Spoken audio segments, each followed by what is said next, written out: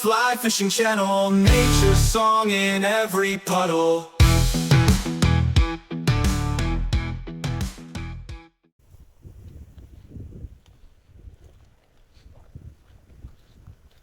Well, hello there guys. It's the middle of January. Thanks to Mother Nature, we are enjoying some pretty spring-like temperatures. It's at around 10 degrees Celsius right now. Well, this video idea isn't entirely my own. You can thank this video to one of my subscribers by the name Boris, where he suggested that I should make a video of my top 5 favorite nymphs for lowland fish. As you can see, we are in the middle of the Great Plains here, so there aren't a lot of trout or grayling in these waters, but luckily we have rheophilic or rheophile fish species. To name a few, the European chub, barbels and nase, and there are a whole lot of different bream species you can catch on the fly here. So let's take a look at my top 5 nymphs for lowland fish.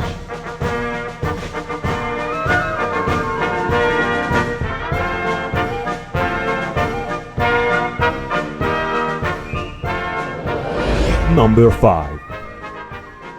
So at number 5 we have the Caddis pupa. It's a light little fly that I usually use when the fish are in shallow waters, because on rivers this size we usually go for the deeper holes where we need bigger, heavier nymphs like jig nymphs or beadhead nymphs. I have seen this behavior a lot with nase, for example. In the summer they like to go in these shallow, slower waters, where a beadhead nymph with a 3.8 millimeter tungsten bead would be too heavy. You would drag it along on the bottom. For these situations, I'm using the Caddis pupa, which slowly sinks, and when you stop it a little, it rises to the top. Sometimes that little rising movement is all you need to get a nase bite. Number 4. So at number 4 we have the dubbing Caddis.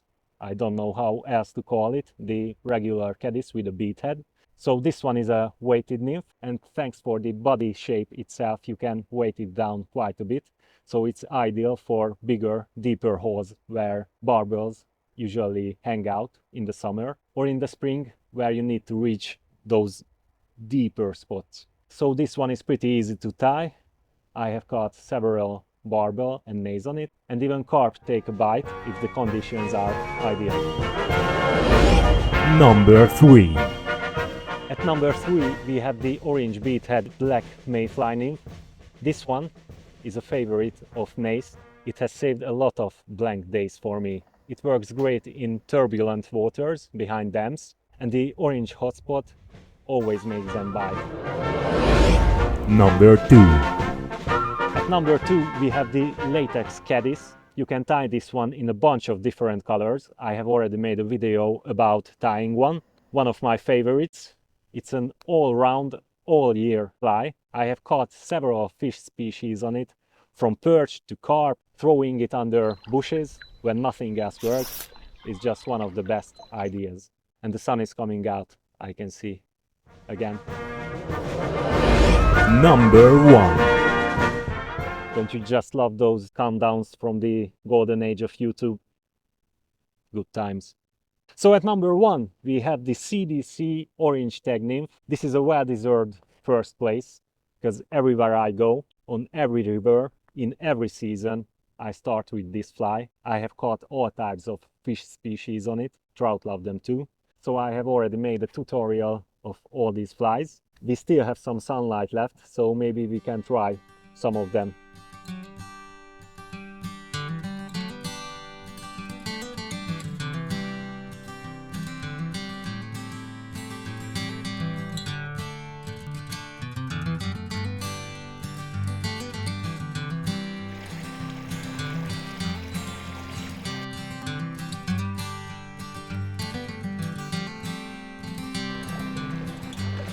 So guys, it was too early to hope for a fish, but it's January, so what were we expecting? If you want to receive a nice little gift, then go over to my Patreon. I will draw a winner from my members, and you will receive these 5 flies that I showcased in this video. Well, not these ones, but similar ones. These are used. I will set a time for the giveaway that I will provide in the description. So thank you for watching.